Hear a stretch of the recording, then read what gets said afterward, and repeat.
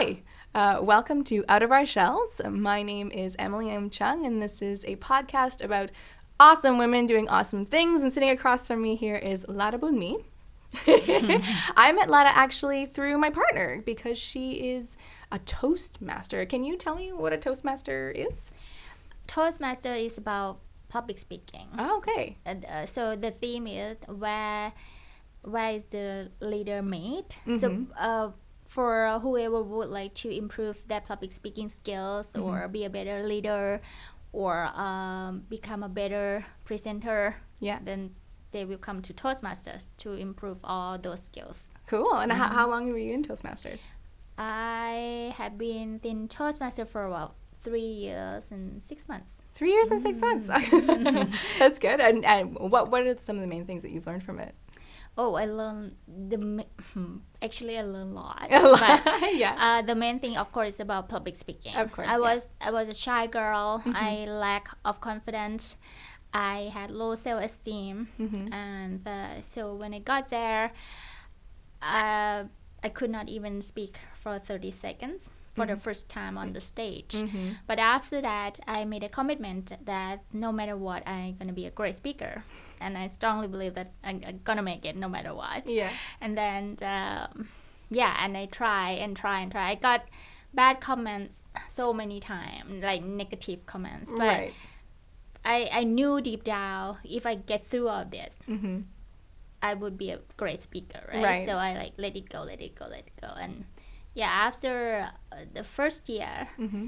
I got into the competition, so I won the first place and go on and on and You on. won first place? Yes. Wow, that's exciting. What was it? What was your speech about when you won first place? The first time for the competition, it's about crazy in love. Oh, okay. So the message, the true message is about loving yourself. Loving yourself like crazy, like you love someone else.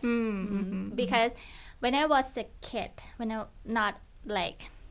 no one teach me how to love myself, and I have never learned how to love myself until I came here. Oh, really? Yeah, I never loved myself, like truly love myself. Right. The reason I said that because I always say yes for something I didn't want to.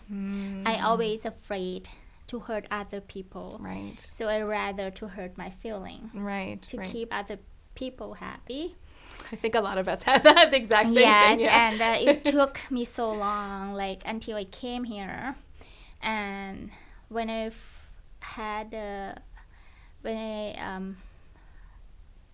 found out some fact that I had to broke up with my boyfriend, that's the first step that I need to learn to love myself. And then I realized, oh my God, I didn't love myself enough. I let this thing happen to my life because I always care other people to make sure other people I think that love. happens a lot when you have a break from something that you're so used to, and then you're all of a sudden forced into a different kind of situation where you need to discover something more about yourself in order to So what did you discovered that you needed to learn to love yourself a little bit more? Yeah, and I read a lot of books. I listened to many podcasts or YouTube. And what exactly loving yourself? Right. And I found out that loving yourself is to take care of yourself like you take care of someone else.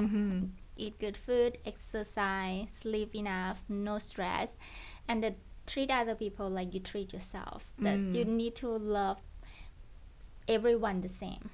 Make it balanced, not like sacrifice your life for other people to in order to make them happy. It's true. It's not the right thing. No. How, if you don't mind, how do you feel you were sacrificing yourself earlier? Like you said, so you arrived in Vancouver when? 5 years ago. 5 years ago. Okay, from Thailand. From Thailand. And what were you doing in Thailand? I was a nurse. You were a nurse. Oh, well, that's like the most sacrificial giving, kind of job. Yeah. And family and everybody. Yeah. So what got you into nursing to begin with? My mom had a heart disease. Okay. And when I was a teenager, and that I went to the hospital many times with my mom, and I saw like so many nurses that didn't take care of my mom so well. And I'm gonna be a nurse myself, and I'm gonna take care of my mom like very well and Yeah. And then when I became a nurse, I did what I promised myself, and so with my mom and with others. Now I truly understood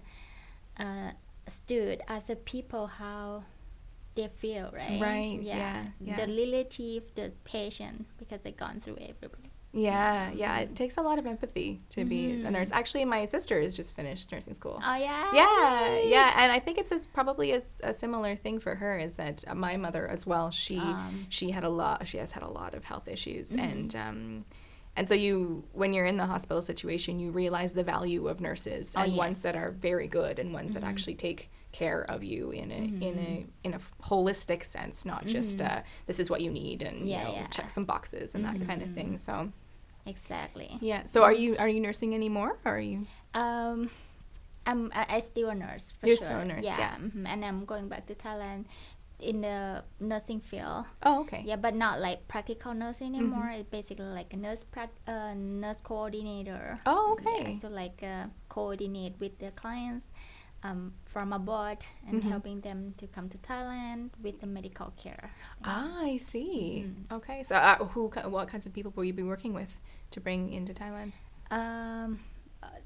The clients, the patients, usually from Myanmar, from European, from many countries. They come to Thailand specifically for treatment. Really? Yeah, for hospital. How? Why?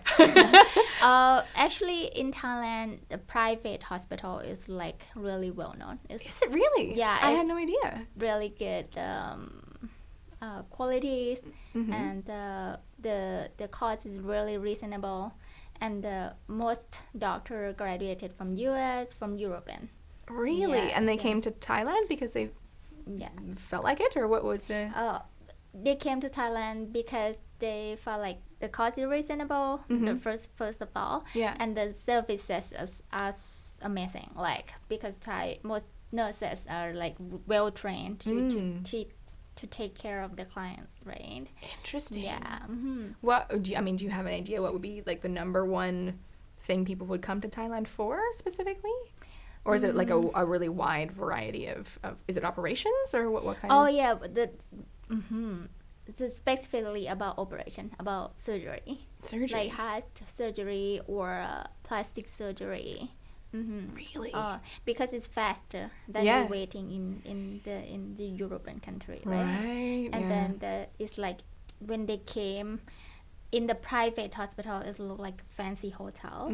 And then when they came in, they got the best service. They got into the procedure ran away. They met the doctor the next day. They do the surgery within a week. Wow. So it's like everything was like very fast. Yeah. And then you're also in Thailand, so Yeah. you can go to the beach the next day. Yeah. And so now it's like hospitality combined with the tourists. Like if you are waiting for your surgery and you're healthy enough to travel, so they have like a tour, pick up you from the hospital and take you for the tour. Wow. And then come back to do the surgery. Wow. I mean, that's smart. That's very smart. I've been into Thailand a couple times now. Oh. One of them was for a yoga teacher training, actually. I was in where was I? I can't remember what island it was now. But I was there for an entire month, which was great. And then I've also been there on tour for my singing. Bangkok, the Chaka Chak market. Oh my gosh. I recommended everyone to go. Absolutely. I went there with a friend of mine. It's one of the largest outdoor markets in the world. And I went there with a friend of mine, and we were there for about 6 hours, and we just we went at a really good clip, and not super stopping all the time, and we thought we got through quite a lot of it. And then we finished our 6 hours when it closed, found a map, and realized we'd only been to like 10% of the entire thing in 6 hours. That was incredible. Super big, like too big. It's amazing. It's amazing. So I hear you're going to be heading back to Thailand now. Yes. What are you excited about going there? I'm excited to share my knowledge that I have learned from here, especially about be authentic self or love yourself. Yeah. And I knew that so many Thai girl or many women in Thailand that didn't know about this. They live their life by had no idea that what was it mean, right? Yeah. And then they hold on to themselves. They didn't brave enough to step up on their own power, or Right. stand on their feet. Right. Yeah. And that what I wanted to share. That's that's the main, like, second main reasons why I wanted to be a speaker. After I joined Toastmasters for about 2 years. Okay, I mean that's a great thing to learn. As far as the Thai, do you think it's a cultural thing, or is it just a, is it specifically Thai women that you are interested in? You're interested in helping, obviously, but why? I mean, you say that a lot of them are like that. Is it a cultural thing, or? I think part of that is a cultural thing. Yeah. Because when I was little, my mom taught me that to be a good girl, I need to learn about how to take care of my husband so well. Right. And the quality of be a good wife. Right, of course. And yeah. I'm not allowed to speak up. I'm not allowed to argument. And the man is like better than girl. Right. Yeah. And that's a cultural thing as well. And then when I came here, I thought it wasn't true. And then I didn't mean that I wanted to change everything, of but course, yeah. at least I wanted all the women, some women that didn't know the fact that how valuable you are and how powerful you are, and you have a lot of power to step up, to speak out, to be yourself, to stand on your feet, not let anyone to like always put you down. Push you down, yeah. Exactly. Well, that's something that I think a lot of people, but and often specifically women need to learn, and just to realize, because there's so much in society that keeps us from revealing our true selves. I mean, speaking of this yoga retreat I did, I had this moment where, you know, we were all lying down, and this our teacher was talking to us, and she was taking us through what's called a yoga nidra, so just basically some visualization, and she was saying, and we got quite deep into it, and then she was saying, you know, what is it that your heart is asking for right now? And I'd had moments in previous times where I was asking my heart those things, and it never answered me, but in that specific moment it said acceptance. And then I had realized that my entire life I'd spent, you know, wanting to be good friends with everyone, you know, hoping that everybody would like me, and doing things and changing myself so that everybody would like me. And so in that moment I realized that if people like me, great. And if they don't like me, great. You know, it's not necessary to have everybody in your life. There's billions of people. You know, you find your tribe. You find the people who are important to you and who love you for exactly the way you are, instead of the way you think they want the things that they like. Oh my God, that pretty much the same when I was in Thailand. Yeah. Oh my God, I was the same as you. I tried to please people, and I didn't brave enough to say what I want. And I always say yes, and wanted them to be happy, right? Exactly. Because then I thought that was the thing that I want too, but actually it wasn't. Yeah. And now I just found out, like you just found out that I want to be who I am, and if you like me, that's great. If you don't like me, that's fine, like, because this is who I am. Exactly. Right? And that free my life.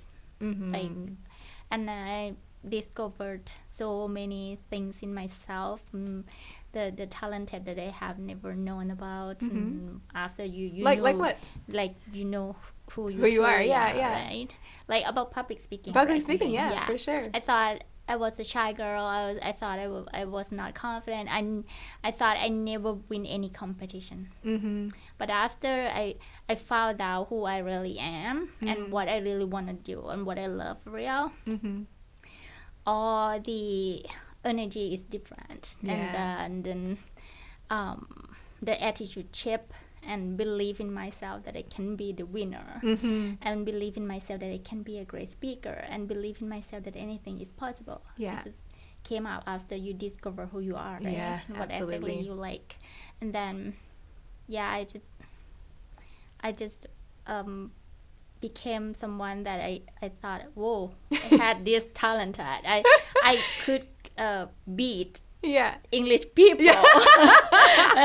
Well, yeah, I mean, your English is fantastic. And I was like, no one never thought that it could possible because I compete with all the experienced speakers, and someone had been in Toastmasters for over 15 years. Oh, wow. I just got in 1 year and a half. Something like that. So I'm saying this, it's not just because I'm one bagging myself. But I wanted to share to everyone who listen, like, anything is possible. If you found out something you love, don't be afraid. Like, try it and do your best and keep doing it. Because when you truly focus on what you love, anything is possible. Yeah, we were just talking before about the time is now. You know, it's about action versus just talking about.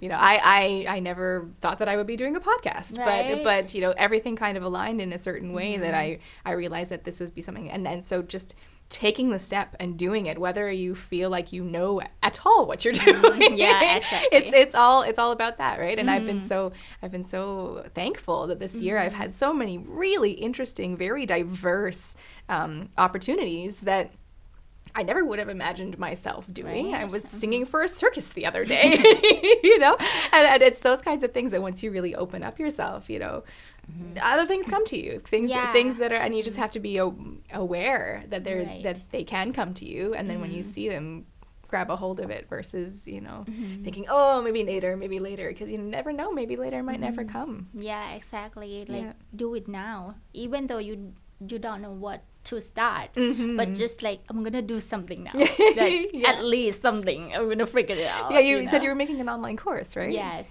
So what's the online course about? What is it? It was about public speaking. Of course, I loved it, right? And then at the beginning, I was like, because I learned my lesson that I wanted to do something, and over 10 years I didn't do.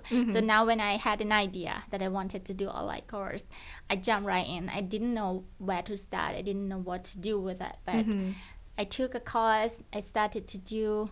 I make a mistake, and I tried again and again and again. Yeah.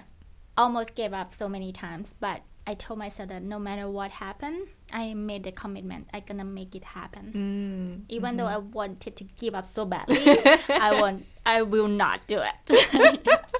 And well, now it's almost done. Yeah. I mean, it takes a certain strength of character as well, right? And just realizing that, even if you don't know what you're doing, if you just keep on. Every step you take is going to make a little bit more of a difference, and then you learn a little bit more, and then one day you'll actually get to a point where you do know what you're doing. Absolutely. Yeah. I think self-discipline is the best too.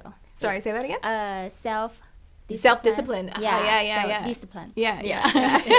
That's very important. Do it whether you feel like it or not. I learned from this from Dustin Hogan and from Brian Tracy. I think you probably Brian Tracy. Yeah. And I read his book about no excuse, and he said one thing is discipline, right? Yeah. Discipline. Yeah. Discipline. Do it whether you feel like it or not. If you have a goal, and even though today you feel like, I don't want to do it, but you need to do it in order to achieve your goal. Yeah. Do you have any specific things that you do to help your discipline? To help me to have have discipline, exactly. I think listen to the inspiring video or podcast every morning. It's really helpful. Yeah, like some day I woke up with like, I'm too tired. I didn't want to do it today.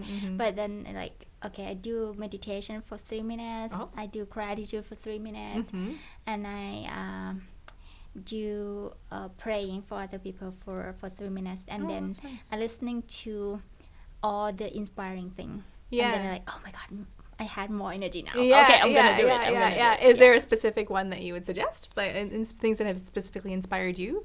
I listen to many things, but I like self-affirmation. Self-affirmations. From Louise Hay. So I listen every morning. Oh wow. Yeah, for at least 5 minutes, 10 minutes. Yeah. Because it's like it will go through my subconscious, right? It's like you strong, you empowered, you excellent, whatever. And then that's really helpful for me. But I listen, like, change to different kind, like Tony Robbins is the good one too. Or Nick Vujicic. Okay. Have you heard about him? I feel like Ola's mentioned that. So Nick, he had no limbs. He had no arms yes, and legs. yes. He has a book. I read. I think I saw his book. Life Without Limits. That's it. Yeah. That's the most inspiring for me. Because when I saw him, oh my God, he had no arms and legs. The first thing he has to overcome his appearance. Right? Yeah, right. The second thing is ability to talk, and the third thing is how he connect with the audience. It's like he had to overcome like more than me. Yeah. And if he could make it possible, I can. Yeah, absolutely. Yeah. No, it's really good to realize that. I mean, you are given a certain amount of ability, and there are some people who have so much more to get over first before they're able even to show that ability, you know. And so if they can, and absolutely, are able to draw their power, then then we have no excuse. no excuse, everyone. Exactly. Okay. So what are some of the things that you've talked about in Toastmasters? What are some of the topics that were really important to you? Forgiveness is another one. After love yourself.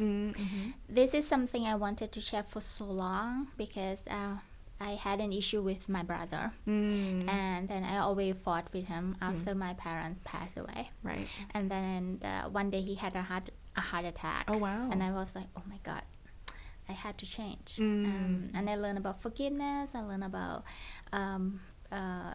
I took meditation course to deal with my anger, my resentment, my bitterness. And after I've been able to forgive him, and we become closer, and I see the true message from him, because he always yelling and aggressive and things like that. But behind those behavior, he loved me so much, but he didn't know how to express the love. Right. And there are so many people around the world didn't know how to express love properly. Absolutely, yeah. And if we are able to forgive and look beyond their aggressive action or bad behavior or whatever that make us feel bad, and see through their heart that actually how much they love us, and our relationship has been so much better. My brother and I had a really good relationship. We bond to each other more than before. Oh, that's great. For 3 years, and after that he had another heart attack and he passed away. But I mean, I was sad, absolutely, but at least we had that time, 3 years. That it's been so wonderful together. And then I see the value of forgiveness, and then this is something I needed to share. And that's another one. Well, I mean, that's exactly the thing, right? You never know how long you'll have with anybody. No. So, you know, it's very possible that the last words you say to them will be the last words, and you might not see them again. A good friend of mine, she passed away just a couple of months ago, and it was just so heartbreaking, you know, to be in this position where you're never going to be able to say anything to them ever again. No. You know, you're never going to be able to hear them talk to you ever again, and so every moment counts. You know, Exactly. Like, that's one of the reasons why I always encourage people to make sure that you have ability to forgive and see the value of the time, like the time that you belong, like, together. Because we don't know what is gonna happen next. It might be last time that we are going to see each other, right? Exactly. So forgiveness, and what was the other one you were mentioning? The self-love. Self-love. Well, self-love, definitely. So did you have any mentors during your time in the Toastmasters? I have 6 mentors. 6 mentors. A very specific number. And what did they teach you? So my first mentor, taught me how to write my speech, how to craft my speech, Ah, and to I make see. it stronger and to connect with the audience, to be well organized. And the second mentor is teach me how to present, how to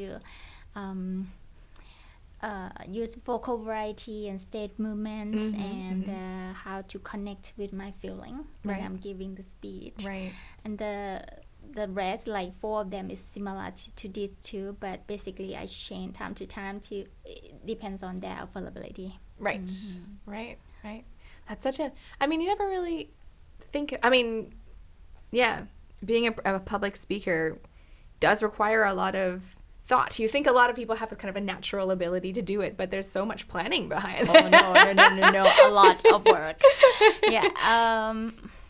Especially English is your second language. You need a lot more work than other, because the word that you need to choose, and the vocabulary, Right. the pronunciation, you need to practice a lot more than the English people. Yeah. I suppose when you go back to Thailand, though, you'll be doing your speeches in Thai.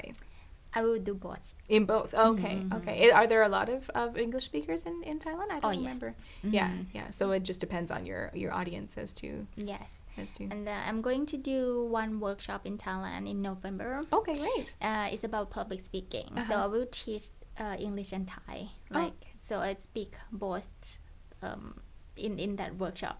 So Thai people can learn English in the same time. Oh, well, that's very handy. Yeah, so it's gonna be fun. Is it going to be at sort of a weekend or a week long, or how? It's just 1 day workshop. 1 day workshop. Okay. Okay. Well, that's good. All right. So have you already planned? Have you got people interested in it already, or is it something you're planning to do once you get there? Because you're leaving in October, is it? Yeah, and it's just a plan. But I'm starting to do like a meetup group in Thailand. Great. Searching about where the location is. That's a step by step. Do it, even though I'm not quite sure what's gonna do that. But the thing is, take action now. Yeah. Exactly. So is most of your other family, I guess, do you have still in Thailand then? Yeah. Yeah. So I still have 1 brother and 5 sisters. 5 sisters. Oh wow. Okay, that's a big. What was it like growing up in such a big family? Sorry. What was it like growing up in such a big family? Fun. Yeah.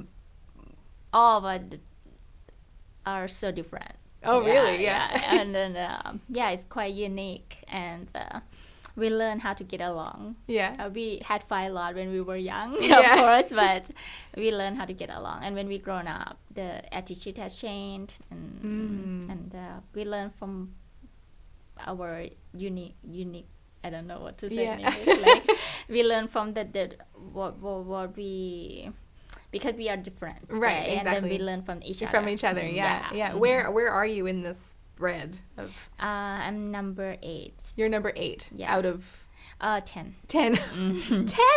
10. Oh my goodness, that's a very big family. Very, I think that's probably one of the biggest families I've met. Like, of a person who has actually had it. Yeah. Oh, cool. That's exciting. Yeah. Wow.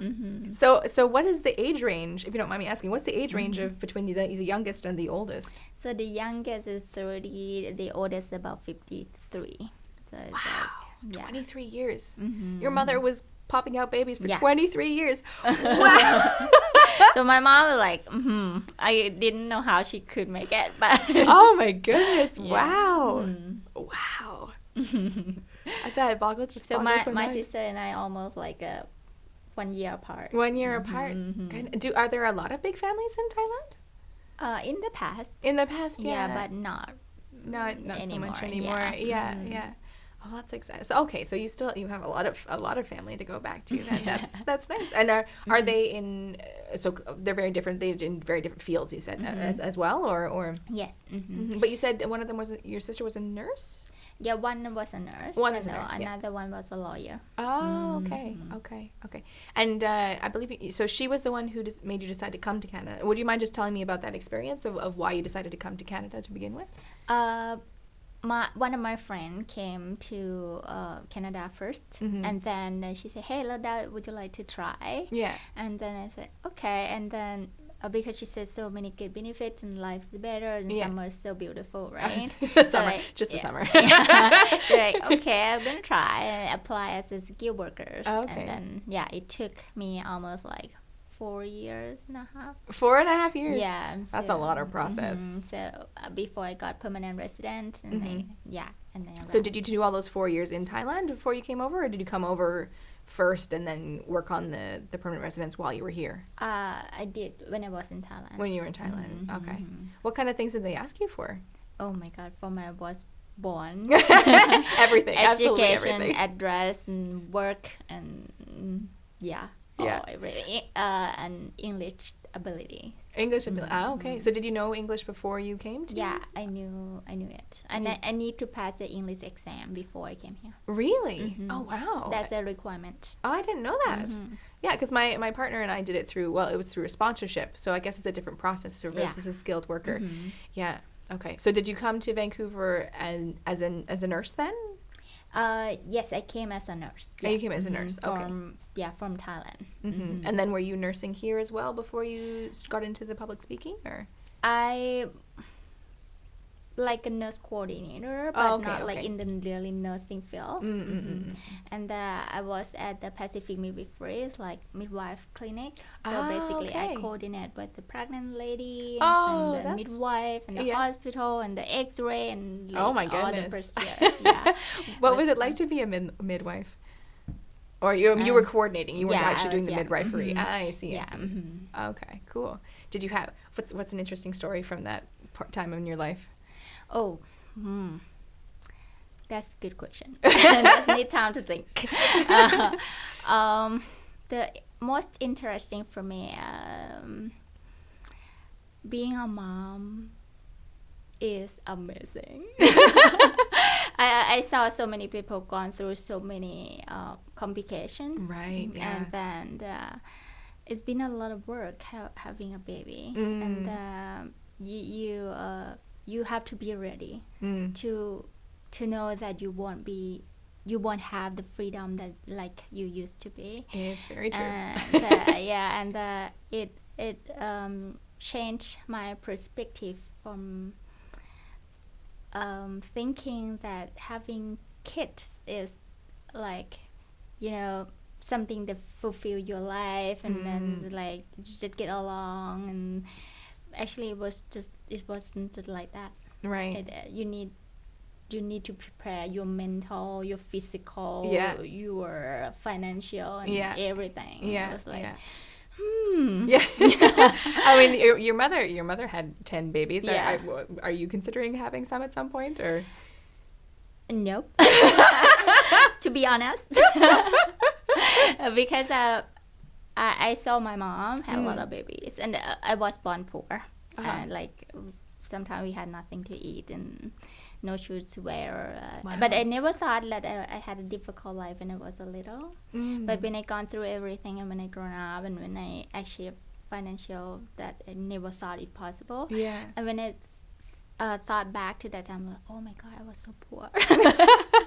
And I look in like my photo and so I was a kid, like, poor girl. Yeah. And so I saw the difficulty when I grown up, but at that time I never thought about that, and I saw so many people having baby is gone through, right? Yeah. But I didn't say that having baby is the something that gonna make your life miserable. I don't say that at all. But in my point of view, I'm not ready for that. That's why I'm always admired all the people who are able to have children. Yeah. Because they are so amazing to be ready to let that freedom go and to put all the love to one child. That's I really like, oh my God, I'm not ready for that at all. I don't feel like I'm ready for it either. But I don't know if anybody's really. I mean, you can prepare yourself as much as possible, but I don't know if anybody's ever really ready. You have no idea how it's going to change your life. You have no idea what kind of child is going to pop out of you. You know, it's and I've had a lot of friends actually being back since coming back to Vancouver. I've had a lot of friends who have had children, and it's very interesting to see, what the workload actually is, and that you are all of a sudden have an extra body attached to you that needs to be fed and needs to be, and needs love, and so those kinds of things are. It boggles the mind, but when you can do it, and when it's something that you really want, then that's also the best situation. Absolutely. So if you don't mind me asking, what about you you're growing up as a child? So you said you were in a poor situation. What was that like? I mean, you said you don't really remember being poor, but what kind of situation was it? So when I was a little, I remember the time that we had nothing to eat, and I was hungry, and I was like going out, figured out what should I do to have something to eat, right? And then I say like, I do fishing, I try to get fish, or I like going to ask someone for some rice or thing like that. And then I saw my parents was struggling, finding money, and earning money and working, and until I think I was about 13 or 14 that our life has been better. My parents got a good job, and our life, like, I get better education and things like that. But that time I never thought that I was poor, because I had no one to compare with, right? And I thought that's my life. That's just the normal way it is. Exactly. Well, I mean, it sounds like it was happy regardless, right? Oh, you had but all your I siblings was happy. around you, and I was happy girl, because my parents gave us love, like unconditionally. I feel fulfilled. I never feel lacking of anything, because my dad always like have a story, like bedtime stories for us before we are going to bed, and the singing for us. My mom too. Like both of them always had time for us. So I think that's the most important in my life. Absolutely. I didn't need like a fancy clothes, or that's why I felt like I never lack of anything. I never felt that I was poor. I think that must be the main reason. Because your parents gave you all the attention that you, which is unfortunately what is often lacking nowadays, is that even if you are in an affluent situation, people do have money, they give money to their kids, not time. And I think all the children need time, not just toys, right? Or a lot of money. Exactly. Are you these workshops and the public speaking that you do, who will be your sort of main audience? Will be sort of older women, or more like younger women? Who are you trying to aim for? You mean in Thailand? It's gonna be entrepreneurs. Oh, okay. It's gonna be for entrepreneurs. It's like public speaking for entrepreneurs who would like to do like a sales pitch, or be able to share their true message to their clients, and because most people buy your product not because your product good, or not only because your product good, but because the story behind that as well, and how do they be able to share that story to their clients to see the value. That's abilities that the entrepreneurs should have. Absolutely. Stories are so important, especially nowadays when there's so much mass production of things. People are craving the sort of individual stories and things that are locally made, and things that they have a face to it, versus just like a company, which I think is really important. Absolutely. I agree. Please come to my workshop. I'm kidding. No, if you're in Thailand, fly into Thailand. How long is the trip actually? It's about 14 hours. 14 hours. Include the transitions. Do you already have somewhere set up for you to live and things like this when you're in Thailand? Yes. Okay, that's nice. All set up, so I'm good.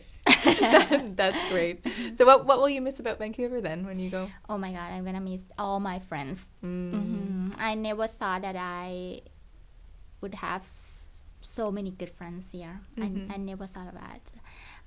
The first and second years I was like really lonely. I had no friends. But after I joined Toastmaster, I had so many good friends. That not just the friends that you just hang out when you need them, but the friends that would be there for you when you need it. Like, that's hard to find. Yeah, absolutely. Yeah, no, good friends are... So what would you think are sort of key points to being a good friend? Wow. Big question. Key point to be a good friend, number one, honesty. Honesty. Yeah. And number two, being to be able to support, not like all the time, but at least time that you knew exactly that your friend needed. You should be able to have that time for your friend. And respect. And respect. Yeah, respect for who they are. Yeah, definitely. Well, I respect who you are. I think you're fantastic. Thank you so much. Thank you so much for coming on and talking with me and for us. I think I'm very excited for your trip. Oh, thank you so well, much. it's for your move to Thailand and to inspire all these women to be who they need to be, and as you have learned in yourself. Yeah. So thank you very much, and I hope that I shall meet you in Thailand one day. Oh yeah, please. And thank you so much for having me as well. Absolutely. It's such an honor. Okay. All right. Bye. Bye. Great. Excellent. I think that was a good place to stop. So that's Yeah. why I said there isn't sort of any like